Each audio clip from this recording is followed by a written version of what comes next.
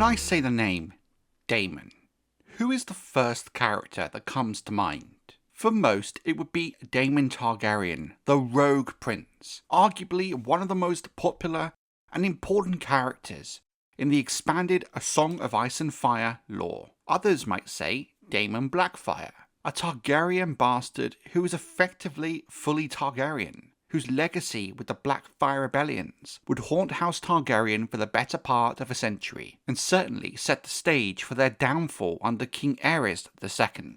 Both these daemons are beloved by fans for different reasons. Both of them left a huge mark on the history of the Seven Kingdoms, still being felt into the main books. In this video, I want to take a look at the lives of both Daemon Targaryen and Daemon Blackfyre, comparing the two and trying to discern who is the better Daemon. We'll be looking at their achievements, their skills as warriors, and their impact in history. I think the best place to start with an analysis like this is setting the stage by looking at their early lives and achievements, and seeing how they stack up against each other. One thing we do need to consider is the lore around Daemon Targaryen is much more fleshed out than that of Daemon Blackfyre for several reasons. Firstly, given the focus of Fire and Blood is largely on the Dance of the Dragons, we learn a lot more detail about Daemon Targaryen. More so because much of what we know about Daemon Blackfyre comes from the world of Ice and Fire, which is much less detailed and fleshed out than Fire and Blood. We do get some details about Daemon Blackfyre from the Dunk and Egg novellas, and a tiny bit in the main books, but it does not stack up to the amount of information we have about Daemon Targaryen. The key thing to remember here is there is enough to make a fair comparison between the two. Should George R. R. Martin publish Fire and Blood Volume 2, I expect we'll get a lot more detail about this Blackfyre era. Over the centuries, House Targaryen has produced both great men and monsters. Prince Daemon was both. In his day, there was not a man so admired, so beloved, and so reviled in all of Westeros. He was made of light and darkness in equal parts. To some, he was a hero. To others, the blackest of villains. The writings of Archmaester Gyldayn on Daemon Targaryen, the Rogue Prince. The births and childhoods of both Daemons are markedly different, but it becomes clear very quickly they were both strong characters and skilled warriors. Daemon Targaryen was born in the year 81 AC to Prince Baelon Targaryen and his sister wife, Princess Alyssa Targaryen. At the time of his birth, he and his elder brother, Prince Viserys, were quite far down the line of succession, with few assuming either would be close to the throne itself. Given this, both Viserys and Daemon were given slightly more freedom to pursue their own pursuits than someone in the direct line of succession might have. As a child, he was described as free-spirited, adventurous, in a similar vein as his mother. He was described by Maester Yandel as dashing, daring, and dangerous, a man of great presence, but also mercurial and easily slighted. Archmaester Gyldayn likewise portrays him as ambitious and impetuous, given to sudden shifts of mood, as charming as he was quick to anger. He was widely renowned as a warrior, especially in the lists, the hunt and the art of swordplay, with that reputation matching his fiery nature. He was knighted at 16, and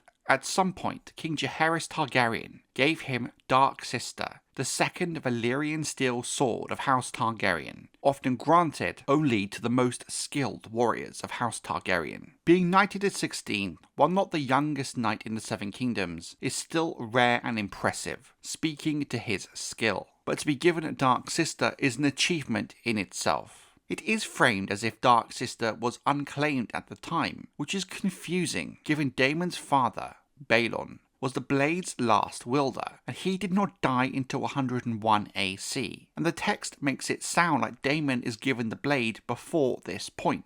Maybe in his new role as heir and hand of the king, Baelon felt he had no use for Dark Sister and returned it to his father with the intent on giving it to Daemon. Now the reason I love Daemon Blackfyre so much is he's not just a royal bastard, he's literally the king of all bastards, in the sense he's functionally a Targaryen in all but name. Both his parents are Targaryens. He was born in 170 AC to Princess Rhaenyra Targaryen, sister of the then king Baelor the Blessed, during her and her sister's confinement in the Maiden Vault. For a long time it was not known who the father of the boy was. What's ironic about the debate in this video is Daenerys is the granddaughter of Daemon Targaryen, and thus she named her bastard son after him. In retrospect, some see naming the babe after someone so infamous was a warning sign. It would later come to light that the father of Daemon was Prince Aegon Targaryen, Daenerys' cousin, the future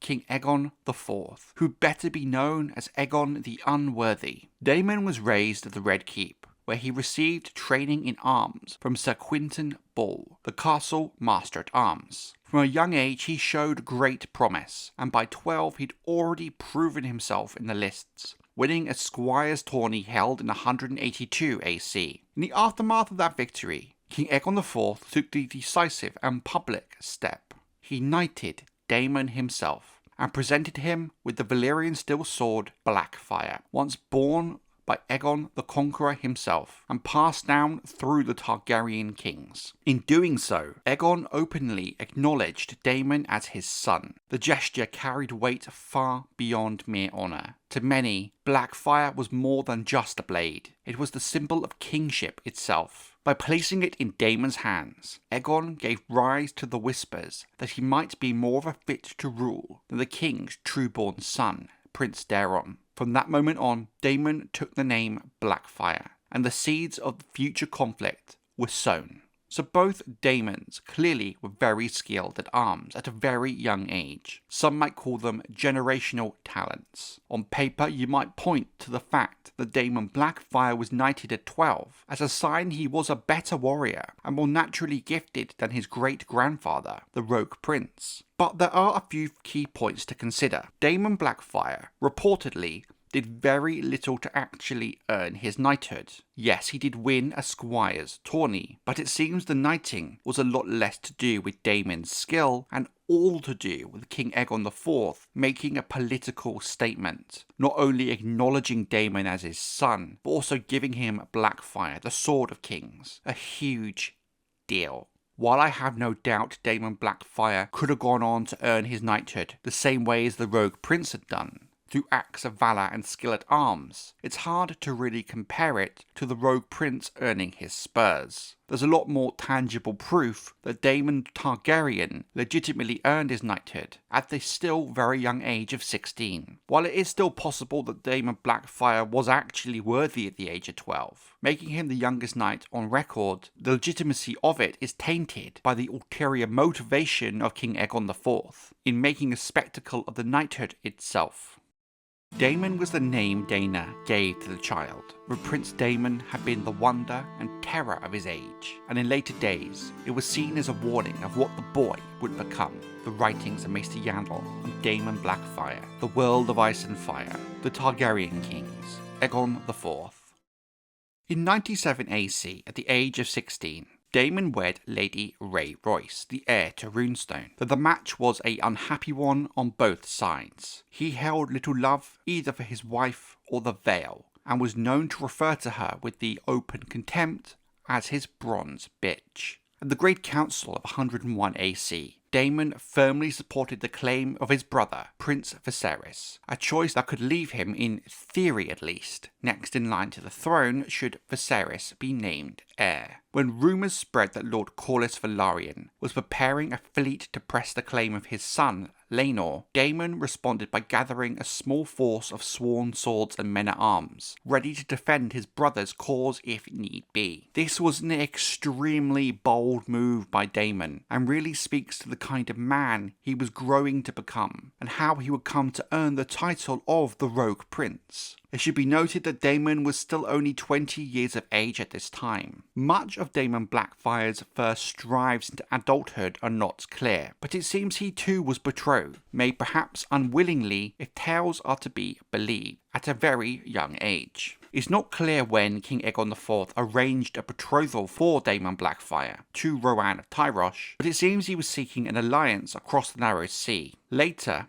Daemon Blackfyre's supporters would claim that he wished instead to wed his half-sister, Princess Daenerys, and that Aegon had promised he might take multiple wives, in keeping with the ancient Targaryen custom. Whether such promises were actually truly made remains uncertain and unverifiable. While we don't know how much of the Daenerys rumours are true, with many of them being sprung in the build-up and during the Blackfyre Rebellions to justify their rebels, this does somewhat mirror Daemon Targaryen's rumoured relationship with Rhaenyra Targaryen during her teenage years, which too is uncertain and unclear in terms of the truth of it. In 184 AC, as Aegon the Unworthy lay dying, he took the fateful step of legitimizing all of his bastards, those born to common women and noble women alike, Daemon Blackfyre among them, with them becoming known as the Great Bastards. Some accounts suggest Daemon may have styled himself a prince at this time, though this may have only been more to the reverence of his followers than any actual formal decree. Daemon was 14 years old at his father's death. Upon Aegon's death, his true-born son ascended the throne as King Daeron II.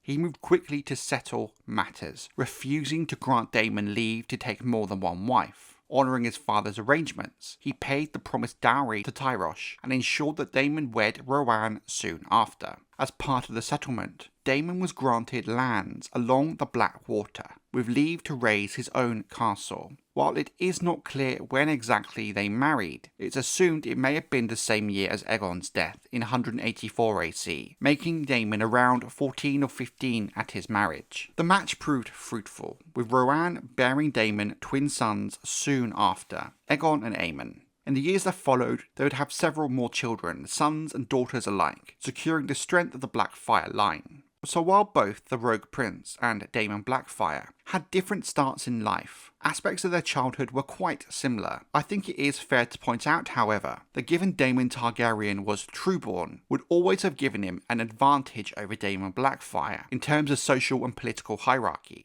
which in a way is a testament to Daemon Blackfyre and the work he had to do to gain the amount of support he did to form a tangible and threatening rebellion. It's quite challenging to determine which Daemon was the most skillful as a warrior, as much of their reputation comes from anecdotal evidence. We know that both Daemons were skilled swordsmen and performed well in the lists, winning several great victories, but actual documented cases of these victories are few and far between. In terms of Daemon Targaryen, in the text we currently have, only one instance of his performance in a tourney has been documented. In 104 AC, at a tourney to celebrate the ascension of King Viserys to the Iron Throne in Maidenpool, when Daemon was 23 years of age, he lost to Sir Criston Cole in the final round of the melee, and again in the final tilt of the jousting. However, the text implies that Daemon was expected to win, with Cole's performance a surprise to many. It should also be noted, while many readers dismiss Criston Cole due to his role in the Dance of the Dragons, he was in truth more than a match for Daemon, and viewed as one of the best and most skilled knights of his generation. So Daemon losing to Criston in itself isn't a mark against him. Now, we actually have a lot more info about Daemon Blackfyre's tourney performances. We of course know he won the Squires tourney at the age of 12, which while is an achievement, isn't the same thing as winning an actual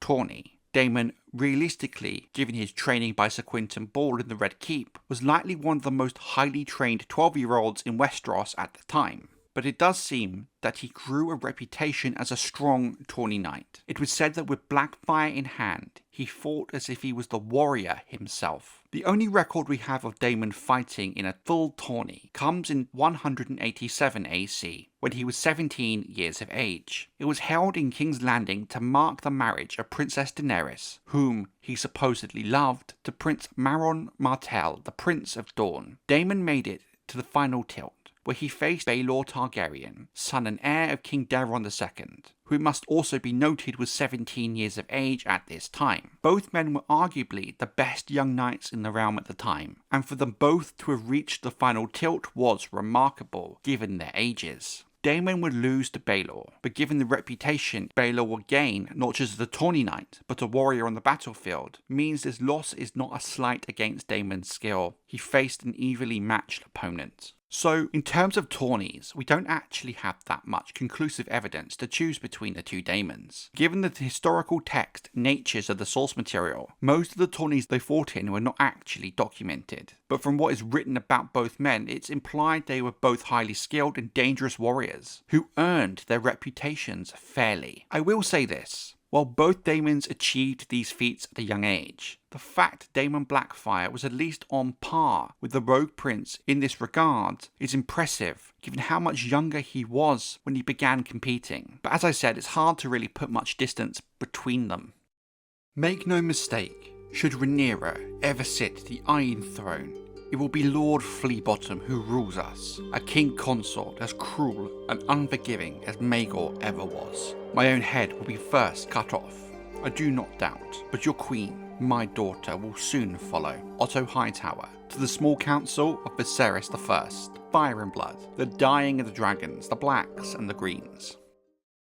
I think Daemon Targaryen's biggest personal achievement, outside of any of his activities during the Dance of the Dragons, was in fact him forming his own petty kingdom for a few years, simply to spite his elder brother, King Viserys. In 106 AC, Daemon joined forces with Corlys Velaryon, the Lord of the Tides, to wage a private war in the Stepstones. Daemon sought a kingdom of his own, whilst Corlys aimed to break the hold of the Triarchy over the vital sea lanes through the Stepstones. Corlys brought the strength of House Velaryon's fleet, while Daemon took to the skies on his dragon Caraxes, and led a host of adventurers and landless knights. The campaign was hard fought, and Daemon soon made bitter enemies in Lys, Myr and Tyrosh. In 108 AC, he slew Craghas Drahar, the Crab Feeder, striking a decisive blow against the Triarchy's forces. By the following year, having taken most of the islands, Daemon crowned himself king of the Stepstones and the Narrow Sea, with Corlys placing a crown upon his head. His triumph was short-lived. The Triarchy answered with a great fleet under Racallio Rhydun, and Dorne joined the effort to drive him out, turning the war into a broader conflict against his fragile new kingdom. Finding little satisfaction in ruling his hard-won but modest kingdom, Daemon returned to King's Landing in 111 AC, arriving during the tourney that would later give rise to the names of the Blacks and the Greens. Seeking to mend the bond with his brother, he presented his crown of the Stepstones to Viserys, whom welcomed him back warmly, accepting both the gesture and reconciliation. Daemon was restored to favour and granted a place on the small council, making his return to the centre of power in the realm. While forging this petty kingdom was an impressive feat, given the lack of support from the Iron Throne and the sheer amount of foes around him, Daemon would have always have struggled to hold on to it long term. But what the Stepstones did do is prove Daemon's skill as a warrior on the battlefield. Facing men in tourney is one thing, on the field a different thing altogether. Another key aspect to consider is Daemon did also gain some real-world experience riding his dragon Caraxes in battle, meaning on the onset of the Dance of the Dragons, he was the only dragon rider on either side of the war with any real-world experience using a dragon in combat, which might have been a factor as to why Daemon was so deadly on Dragonback during the war. I think Daemon Blackfyre even managing to rebel should be an achievement in itself, given how hard it is, especially for a bastard, to get the support of enough lords to mount a true threat to the Iron Throne. The issue here, however, is you have to consider how much of the Blackfyre Rebellion was really about Daemon Blackfyre. While there were, of course, supposedly grievances between Daemon and his half-brother King Daeron, we must recall Daemon had to be encouraged to rebel by others, namely Aegor Rivers and Quentyn Ball, both of whom had their own personal reasons, unrelated to Daemon, for rebelling. Many of the lords whom also backed Daemon did so for their own personal grievances with the Iron Throne, with many of the Stormlords and Marcher Lords taking issue with the new Dornish influence at court, and the concessions given to them when they joined the realm of House Targaryen. The reality is, for them, I suspect they saw Daemon less as a person, but more of a figurehead for them to rally behind. Many of those who claimed him to be the true heir would have been influenced by other political reasons. No doubt, however, there were those who genuinely did back Daemon for him as a person, regardless of why the lords who backed him chose to do so for a bastard, a legitimized Targaryen one or not. It's a hell of a thing to do. The war could have very easily gone the other way if a few things had happened differently. Both Daemons in terms of character have a lot of similarities, but at the same time are very different, something that's highlighted in the choices they made in their own wars. In both Fire and Blood and The Rogue Prince, Daemon is described as the following: dashing, daring and dangerous, mercurial and quick to take offence. With Archmage Diggle writing, he was ambitious, impetuous, and moody, as charming as he was hot-tempered. It seems Daemon Targaryen was able to make many friends very easily, no matter if they were highborn or low, especially in King's Landing, and among the Gold Cloaks, as well as across the Narrow Sea in Pentos. Daemon, when he had an objective or a goal, was very single-minded about its completion. We do see, however, with his time as the captain of the Gold Cloaks, while he reorganised the City Watch into an effective unit, very much thanks to his commanding presence, his actions in dispensing justice were often seen as needlessly brutal and bloody. He seems a restless man who always wants to face his next challenge. Take his kingship of the Stepstones, for example. With the backing of Corlys Velaryon and his dragon, he could have likely held on to that petty kingdom. He didn't need to return to King's Landing. He did so because he got bored of the war in the Stepstones. It's very clear when you look at Daemon as a character and his actions during his life, why he is one of George R. R. Martin's favourites and why he's called the Rogue Prince. But that's just what he is. A lovable, swashbuckling rogue who also is highly dangerous and brutal, following his own agenda. Meanwhile, Daemon Blackfyre certainly shared some of his great-grandfather's traits in the sense it takes a lot of self-belief and determination to rebel against the Iron Throne. He was never described as brutal or cruel or even dangerous. If anything, most reports suggest that Daemon Blackfyre was a highly honourable man for the most part. Fair, just, courageous, and willing to show mercy and kindness, all of which can be seen in his actions towards Sir Gawain Corbray during the Battle of the Redgrass Field. In fact, before the war, Daemon seemed to have been a charismatic and well-liked man, given he, likely the most high-profile bastard alive, was able to bring so many lords from across Westeros to his banner, and we know just how unfavourable most nobility view a bastard. So there must have been something different about Daemon Blackfyre that made him rise above that in their eyes. It seems that while both Daemons were charismatic and well liked, they used this power in different ways. The Rogue Prince actively sought to further his own agenda, while Daemon Blackfyre, while the rebellion was ultimately his, took several years and lots of convincing by those close to him to actually take that huge step in rebelling. How both Daemons are remembered in history is largely in part down to the conflicts that wrote their names large in the histories of Westeros. Both the Dance of the Dragons and the Blackfyre Rebellions, in my view, have comparable historical impact in the histories of Westeros and the downfall of House Targaryen. The Dance of the Dragons drastically weakened House Targaryen to the extent they were no longer seen as these monolithic, godlike figures. The loss of the dragons meant they had to be a lot more careful how they operated.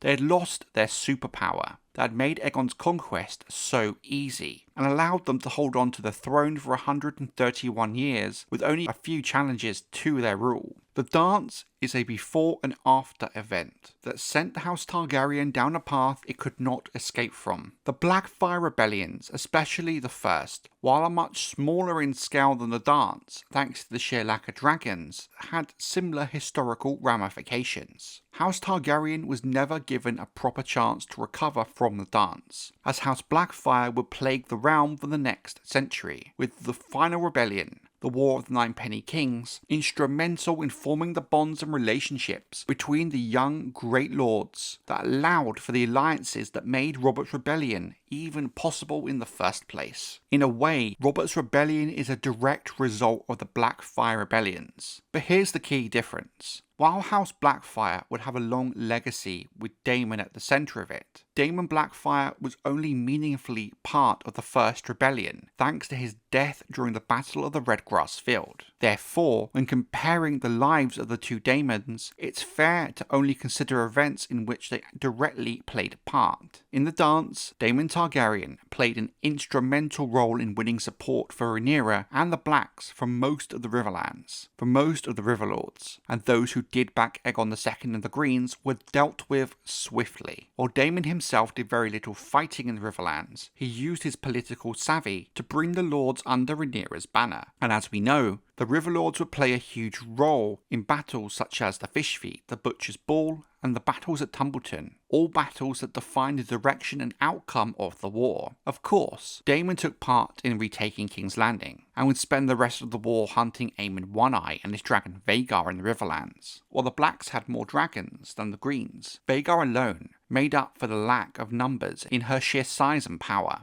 That's why Daemon willingly flew to Harrenhal, sent out word to Aemon to face him, and went into the Battle of the God's Eye, where he knowingly sacrificed himself in order to remove Aemon and Vhagar from the field. Frankly, if Aemon and Vhagar had won the day, the outcome of the Dance of the Dragons could have been markedly different, and likely could have resulted in a King Aemon. If Aemon had somehow survived the battle, he could have potentially filled the power vacuum left after the deaths of both Rhaenyra and Aegon II.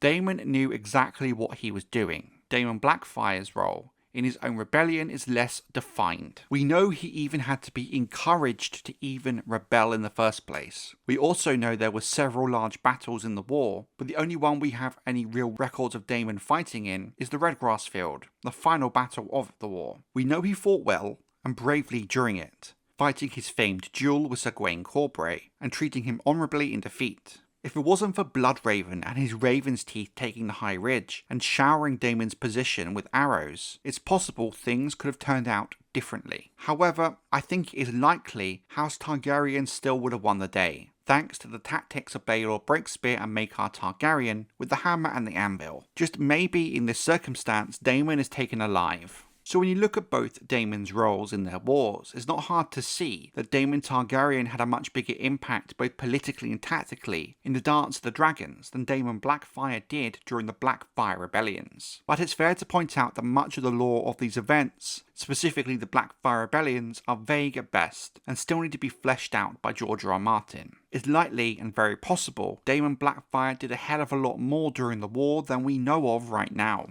The dragon aspect of this debate could be a video all on its own. It's hard to make a comparison because while Daemon Targaryen was a famed dragon rider, Daemon Blackfyre, given the era he lived in, never really had the chance to prove himself in that same way. We don't actually know when Daemon Targaryen claimed Caraxes, as the dragon was unclaimed since the death of Daemon's uncle Aemon Targaryen in 92 AC, so in theory, he could have claimed Caraxes as young as 11 or as old as 24. If he had done it at that young age, it would likely have been an event of historical importance. So my best guess is Daemon claimed Caraxes somewhere between his late teens and early 20s. He would gain vital combat experience as a dragon rider during his war in the Stepstones. This war is really important, as it meant when the Dance of the Dragons did eventually break out in 129 AC, Daemon was the only member of House Targaryen from either side of the war with any actual experience in combat as a dragon rider, hence why he was such an important asset for the Blacks during the war. While Aemon Targaryen had the likes of Vhagar, Daemon showed he could match that power with his experience. By the time Daemon Blackfyre was born, dragons had become a fading memory for House Targaryen. But given what we know about Daemon Blackfyre as a character, I think there is a good chance he would have been just as good of a dragon rider as his great-grandfather. But we must also recall that Daemon Blackfyre, while legitimized, was a bastard. So there's a huge question as to if he would even be allowed to have claimed a dragon. Yes, he was a Targaryen bastard on both sides, but does that really make a difference here?